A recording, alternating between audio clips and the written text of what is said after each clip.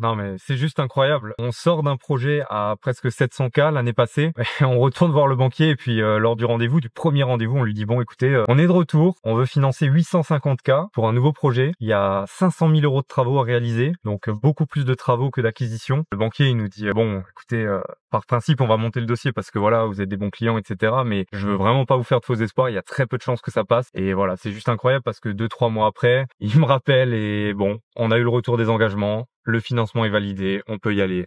Donc vraiment, c'est juste incroyable. C'est le plus gros projet que j'ai jamais fait à titre perso et j'ai vraiment hâte de te montrer ça. Bonjour à toi et bienvenue dans cette première vidéo étude de cas sur le nouveau projet qu'on est en train de réaliser. Je suis Franck Nochel, le fondateur d'Immomillion, société dans laquelle on accompagne les salariés à investir dans l'immobilier locatif à haut rendement afin de se créer un complément de revenu et même de quitter son emploi. Dans cette vidéo, on va faire, comme je l'ai dit avant, une étude de cas sur le projet qui se trouve derrière moi. Donc le but de la vidéo, c'est qu'on fasse un peu le tour du chantier. C'est un chantier qui a démarré il y a à peu près 2 mois, donc tu vas voir les premières étapes qu'on a fait. Le but, c'est que je t'explique ça de façon assez rapide, assez concise, parce qu'il y a beaucoup de surface, donc beaucoup de choses à voir. Et on fera plusieurs vidéos ainsi, avec différentes parties, afin que tu puisses suivre l'avancée du chantier. N'hésite pas à me mettre toutes tes questions dans les commentaires et surtout, abonne-toi à la chaîne si c'est pas encore fait. Le projet se trouve derrière moi. Donc, comme tu peux le voir, c'est un ancien hôtel-restaurant. Donc, au rez-de-chaussée, on avait toute la partie restaurant, la salle de restaurant, la salle de bal, les grandes cuisines, etc. Et puis, à l'étage, on avait la partie hôtel avec plusieurs chambres qu'on a retransformées. Donc là, le projet, c'est de faire 6 appartements, voire peut-être 7 et 3 chambres à thème. Les chambres à thème, donc c'est des locations courte durée à thème un peu spécifiques.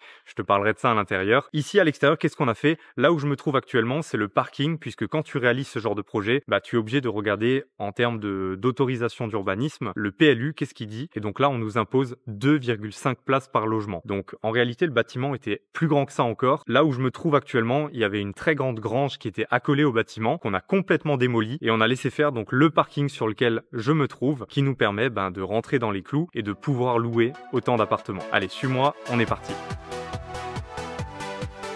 Donc, on va pas faire le tour de tous les appartements en détail parce que sinon la vidéo serait beaucoup trop longue. Je vais te montrer certaines choses qui sont intéressantes et t'expliquer des principes techniques un petit peu des travaux, ce qu'on fait exactement. Donc, faut imaginer que là où je me trouve maintenant, c'était d'anciennes cuisines. Donc, on avait une chape au sol, on avait vraiment des vieux carreaux de cuisine au mur et donc on est venu mettre un doublage en placo avec isolation sur tous les murs. Donc ici derrière moi se trouve une cloison SAD, donc c'est une cloison séparative entre cet appartement qui est un studio bis et un autre appartement juste à côté qui est également un studio bis. La stratégie qu'on met en place, voilà, c'est d'acheter des grandes surfaces, de redécouper comme ça pour louer des petites surfaces puisque les petites surfaces vont se louer beaucoup plus cher au mètre carré. D'accord? Donc là par exemple tu vois cette cloison SAD, on a donc l'isolant, les rails avec le placo. C'est important d'avoir une bonne isolation phonique. Et donc pareil sur les murs extérieurs, à ma gauche et à ma droite, on vient mettre de l'isolation. Donc là en l'occurrence, c'est de la laine de verre tout simplement, qui vient faire l'isolation thermique. Donc on a décidé de faire une isolation intérieure sur ce projet. Pourquoi? Déjà parce que c'était plus simple par rapport à l'environnement extérieur, etc. Mais surtout, ça simplifie énormément le passage, comme tu le vois, de toutes les gaines électriques, les gaines d'eau, les VMC qu'on peut mettre au plafond. On a même déjà prévu les arrivées pour les clims éventuellement. Donc tout est déjà bien avancé. Au niveau du sol, ce qu'on a fait sur tout le rez-de-chaussée, c'est qu'on a enlevé l'ancienne chape qui était assez irrégulière, etc. Donc on est revenu sur la dalle en béton et ici on va pouvoir pareil faire cheminer des conduites au niveau du sol et ensuite on vient remettre une chape avec un isolant. Donc là on va mettre un PU projeté, c'est une mousse expansive au sol afin d'avoir vraiment une bonne isolation au niveau du sol, au niveau du mur et dans les plafonds. Donc ça c'est vraiment le top en termes d'isolation. Allez, on passe à la suite. Donc on est ici dans l'une des entrées, tu te doutes bien qu'il y a plusieurs entrées individuelles, mais voici donc l'entrée principale. Ici on va avoir du coup une entrée vers un appartement, à ma gauche une autre entrée vers un autre appartement et derrière moi se trouvent les escaliers pour monter à l'étage vers la partie hôtel en fait, anciennement hôtel et qui va devenir pour nous la partie location courte durée que je te montrerai tout à l'heure. On y va, on rentre dans un autre appartement. Donc nous voilà encore dans un autre appartement. Alors là c'est pareil, vraiment le challenge lors d'acquisition comme ça. Là je me trouve anciennement dans des toilettes, d'accord? Le challenge c'est vraiment de redispatcher les pièces, de devoir démolir certains murs, de devoir faire des ouvertures également sur mur porteur. Donc là, par exemple, on a fait une grande ouverture sur mur porteur. Et en fait, ici, c'était très difficile de s'imaginer un appartement parce que bah, là où je suis, il y avait des toilettes. Juste à côté, il y avait une genre de buanderie qui faisait allez, 4-5 mètres carrés. Derrière, il y avait un mur avec un couloir. Tu vois, on a réussi à grappiller en fait ces petits espaces pour les rassembler. Donc ça, c'est un appartement qui est pas très grand. Mais voilà, tu vois, on fait nouveau cette isolation intérieure. Ça permet de passer les différentes conduites. Donc là, il y aura la cuisine derrière moi. Et on se trouve ici dans la pièce de vie, le séjour. Juste en face de moi se trouve, par exemple, une nouvelle salle de bain qui était anciennement une petite buanderie placard de 5-6 mètres carrés, mais qui est largement suffisant pour faire une salle de bain. Et grâce à l'ouverture de mur porteur qu'on a pu faire, eh ben, ça nous permet de créer encore une chambre. Et donc, on se retrouve dans un appartement qui fait voilà 35-40 mètres carrés. C'est un 2 pièces et c'est tout à fait le genre de bien qu'on aime louer parce que en termes de prix par rapport à la surface, ben, c'est ce qu'il y a vraiment de plus rentable.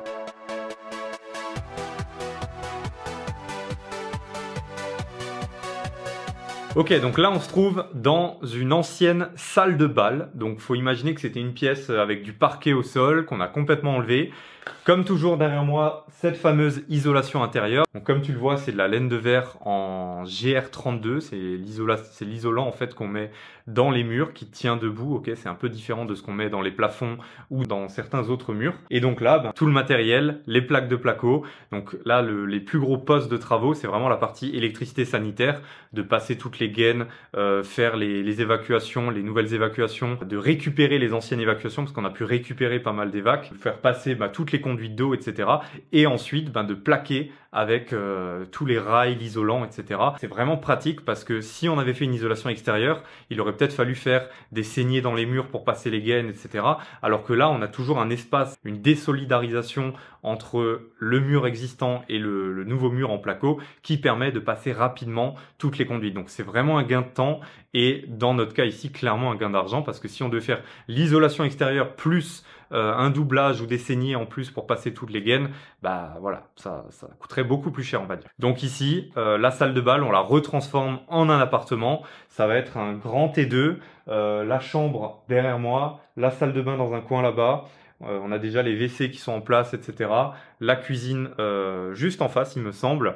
Et donc là, on a une belle hauteur sous plafond qui permet de faire descendre les évacuations de l'étage, de passer les gaines. Et bien entendu, ça va également être isolé. Donc on va redescendre un petit peu les plafonds pour que ça soit vraiment propre et que le locataire n'ait pas autant à chauffer en termes de hauteur sous plafond.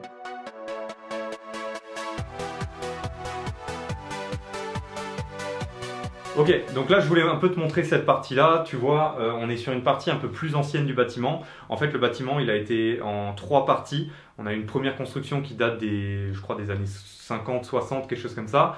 On a eu une extension dans les années 80, 90 et encore une extension tout derrière dans les années 2000. Donc on a différentes bases, en fait, différentes structures. Là, tu vois derrière moi, c'est vraiment des murs en vieilles briques. Mais voilà, ça change rien, c'est juste qu'il faut s'adapter un petit peu. Ici, pareil, isolation intérieure, doublage, etc. Je me trouve dans une chambre. Ici, on a carrément dû refaire une dalle en béton au sol pour revenir au niveau des autres dalles en béton. Et une fois que tous les rails placo seront installés, l'isolant des murs, etc., on va pouvoir mettre, comme je l'ai dit avant, cet isolant au sol projeté qui va vraiment venir comment dire, s'infiltrer sous les plaques de placo. Donc on aura vraiment quelque chose de complètement étanche avec un minimum de pont thermique. Et donc ça permet encore une fois de passer toutes les gaines. Et justement, je vais te montrer juste derrière moi, on a ici le gros tableau électrique en fait des communs. Donc c'est ici, comme tu le vois, qu'on a la majorité des gaines qui arrivent. Je te montre un petit peu les diamètres, il y a de la puissance. Ici, on est sur un compteur triphasé pour les communs. Ça va être vraiment l'arrivée générale du bâtiment. Donc l'électricité va arriver par ici et va être répartie ensuite sur les différents compteurs qui se trouveront dans les appartements et sur le compteur commun qui se trouvera à l'étage. Donc c'est ici qu'on a la distribution électrique. Là, juste à côté de moi, tu vois un vieil escalier en bois qu'on a décidé de conserver. Donc on va l'habiller un petit peu, le poncer, etc. Alors bien sûr, on pourrait dire, voilà, l'escalier il est un peu vieillot, il faut qu'on le remplace, etc. Mais c'est vraiment important dans ce genre de réno de faire des choix drastiques. Si on décide de remplacer un escalier comme ça, en fait c'est tout de suite 5, 6, 7 000 euros pour un escalier, alors que celui-ci, ok, il n'est pas tout neuf, mais il fait encore l'affaire. C'est comme certaines fenêtres qu'on a décidé de conserver. Il y a des fenêtres qui sont pas toutes jeunes, on va dire, mais c'est du PVC, du double vitrage, ça fonctionne bien. En termes de déperdition énergétique, que ce qu'on soit sur une fenêtre il y a 20 ans ou une fenêtre actuelle, c'est pas ça qui va non plus transformer la note au niveau du DPE, etc. Mais on a quand même dû remplacer quelques fenêtres. On en a pour un budget, je crois, de quasiment 25 000 euros, hein, quand même, de fenêtres avec volets. On remet des volets sur les anciennes fenêtres où il n'y en avait pas, etc., etc. On remplace des portes d'entrée. Et donc nous voilà à l'étage, ça résonne un petit peu ici. On a donc l'escalier, le deuxième escalier des communs, il y a deux escaliers des communs, qui est donc anciennement l'accès à la partie hôtel, les chambres qui se trouvent derrière moi. Tu verras que ça a déjà bien changé, on a déjà cassé beaucoup de murs mitoyens en fait entre les chambres. Avant on avait 6 chambres d'à peu près 20-22 mètres carrés qu'on a du coup rassemblés pour faire des appartements de 45-50 mètres carrés. Là on se retrouve donc avec 3 surfaces et une buanderie qu'on a créée. Allez, je vais te montrer tout ça. Donc la première pièce se trouve directement à ma droite. L'entrée se fera par ici. Et donc nous voilà dans la toute première chambre à thème. Le thème restera encore secret, mais je t'explique un petit peu. On aura la partie balnéo sur ma droite. À ma gauche, on va avoir la fameuse pièce secrète. Si tu me suis déjà un petit peu, tu peux te douter un peu de ce qu'on va faire.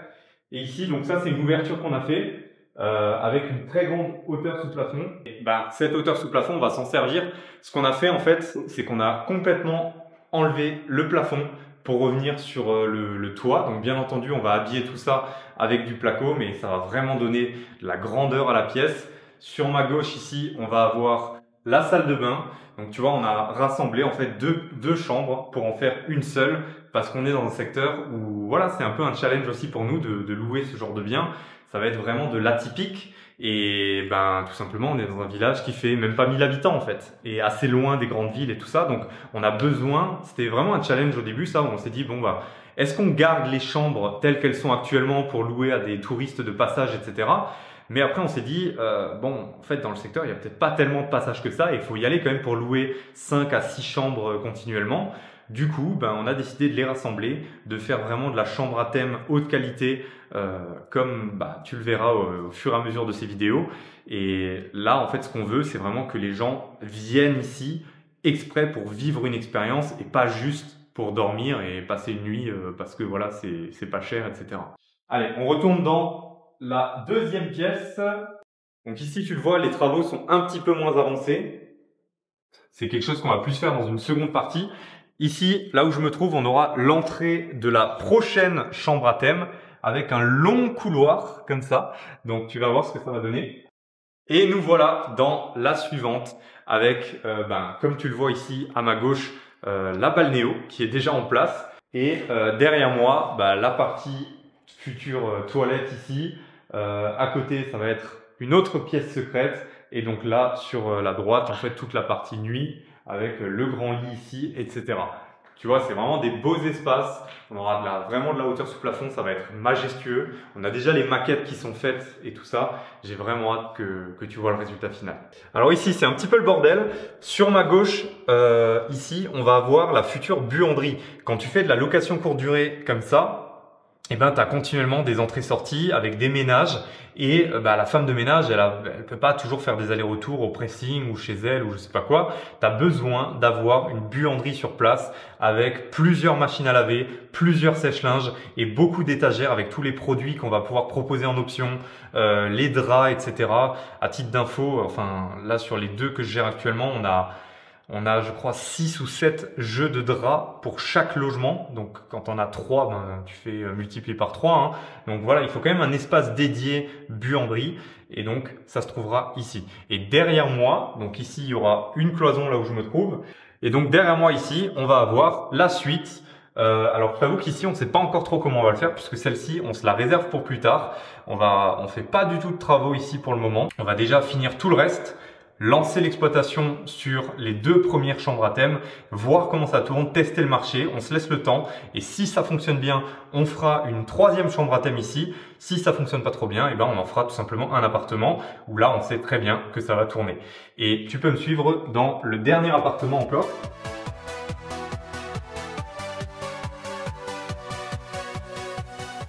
Voilà, donc ici c'est le dernier appartement qu'on a décidé de faire en location classique. On a l'escalier d'accès en bois, le vieil escalier en bois que tu as vu précédemment dans la vidéo, qui se trouve juste à ma gauche, qui fait du coup l'accès ici avec cette grande pièce de vie juste derrière moi. Donc ça va être un 3 pièces, c'est le plus grand des appartements. Pareil, celui-ci, on va le faire dans un second temps. En fait, quand tu as beaucoup de lots comme ça, c'est un peu un choix à faire. Soit on avance sur tout en même temps et on avance doucement sur tout, ou soit on priorise certains trucs pour que certains soient peut-être même déjà loués avant que d'autres soient complètement terminés au niveau des travaux. Donc là, on a décidé de finir tout le rez-de-chaussée. Au rez-de-chaussée, on a donc 5 appartements, de faire les 2 chambres à thème et la 3e chambre à thème et cet appartement, on le fera dans un second temps quand le reste sera déjà lancé. Et oui, parce que il y a quand même des échéances d'intérêt d'emprunt qui tombent, donc faut rembourser ça. Il faut que l'argent rentre le plus rapidement possible. C'est vraiment le challenge sur un chantier comme ça.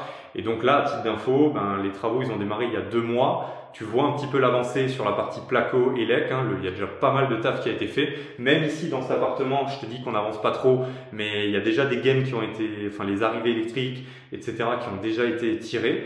Donc idéalement, on aimerait finir fin d'année, donc ça nous fera un chantier d'à peu près 8-9 mois. On se laisse jusqu'à 10-12 mois pour la partie chambre à thème, etc.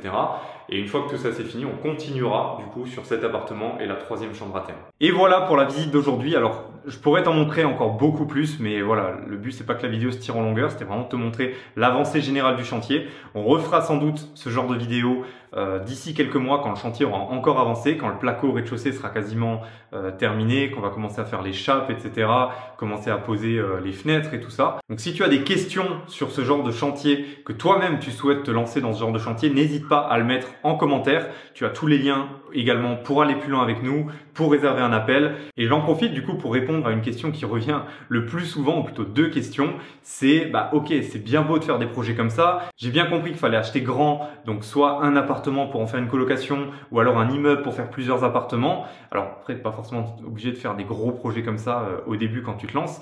Mais la question qui revient le plus souvent, c'est en fait comment tu fais pour vraiment estimer les travaux avec précision, pour simuler le rendement, pour savoir exactement comment ça va te rapporter, prendre en compte les imprévus, etc. Et donc pour t'aider avec ça, on a créé 2 outils vraiment qui sont juste indispensables, dont on se sert aussi sur ce genre de projet. Le premier, c'est un calculateur de travaux. Donc c'est un gros tableau Excel qui te permet de simuler dans un premier temps tes travaux. Ça te permet de gagner énormément de temps que si tu devais faire passer toi-même les artisans et d'être très réactif au moment de faire tes offres d'achat. Le deuxième outil, c'est un simulateur de charges et de rendement qui te permet, comme le nom l'indique, de simuler tes charges locatives et ton rendement locatif. Donc ça te permet de rentrer tous les chiffres de tes investissements, prix d'acquisition, les données bancaires, la fiscalité, de faire des comparatifs, d'avoir ton tableau d'amortissement au niveau de ton crédit immobilier. Et c'est vraiment les outils qui vont te permettre de décider, de dire ok, je me projette, ou non, ça va pas le faire. Voici à quel prix il faut que je fasse mon offre, etc., etc. Ces outils sont juste indispensables et exceptionnellement dans cette vidéo, j'ai décidé de te les offrir. Donc ils se trouvent dans la description de la vidéo. Tu cliques sur le lien. Tu as juste à mettre ton prénom, ton email et tu pourras les télécharger gratuitement. Donc profites-en parce que c'est vraiment important. Comme je l'ai déjà dit, n'hésite pas à poser tes questions dans les commentaires. J'y répondrai personnellement avec plaisir. Et moi, je te dis à très vite pour la prochaine partie de cette vidéo. Ciao!